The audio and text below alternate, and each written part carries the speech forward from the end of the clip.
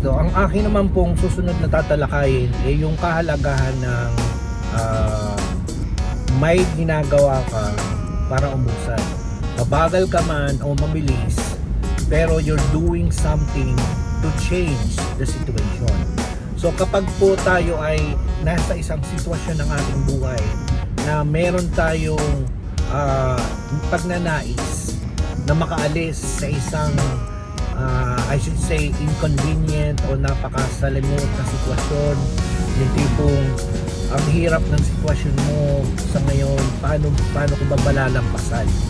So ang unang-unang atake sa mga ganitong klase ng problema, meron kang gawin kahit maliit pa yan, kahit sa tingin mo ay maliit ang ambag para maialis mo yung sarili mo, gawin mo. So yun po yun.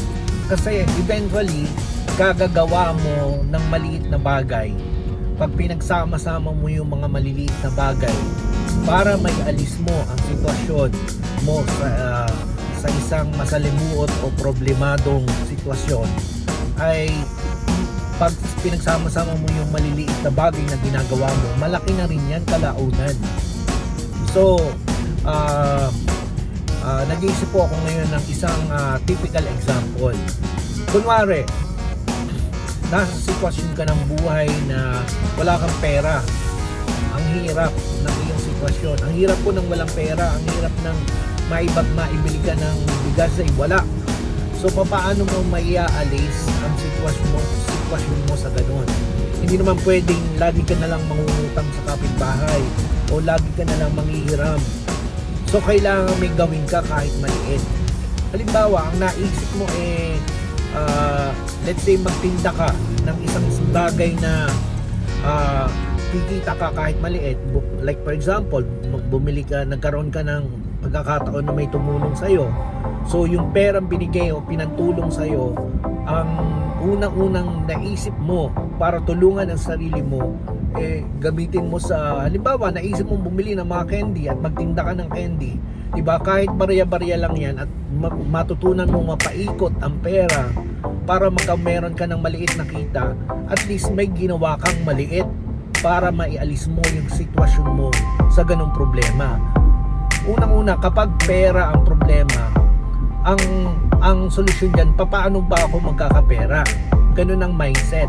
Ngayon, paano ka magkakapera? Magtrabaho ka kung wala kang pera. Hindi po pwede yung wala ka ng pera, wala ka pang trabaho. Paano ka magkakapera? Diba?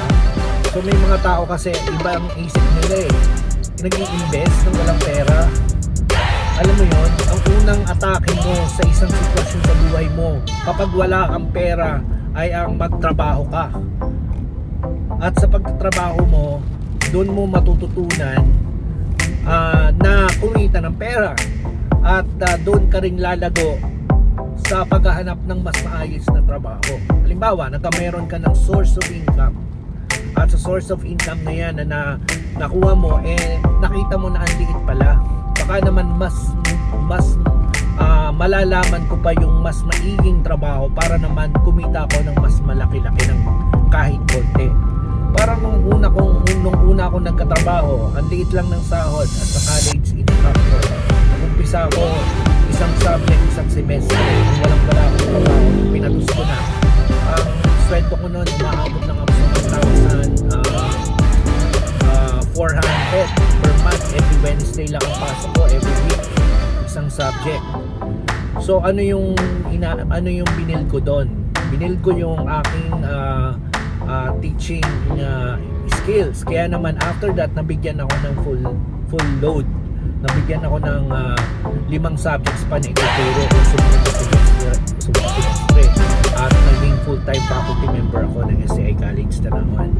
So yun po. At tapos nagkameron ng opportunity na may mga nakilala ko ng mga dating nagtuturo, tapos lumipat sila sa IT industry, at doon ay mas palaki nila ang sahod. At inalam ko kung anong diskarte nila, paano nila ginawa, at ginawa ko rin. So ganun po, unti-unti mong natututunan ang diskarte for as long as you are doing something little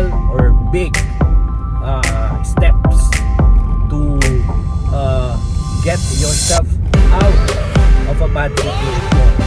Yun po yung ating tututok po. So, yan. So, I hope meron po kayong napulot kahit konti sa ating tinalakay ngayon. At marami pa po tayong pag-uusapan sa mga susunod na vlog. Salamat po muli sa inyong panonood.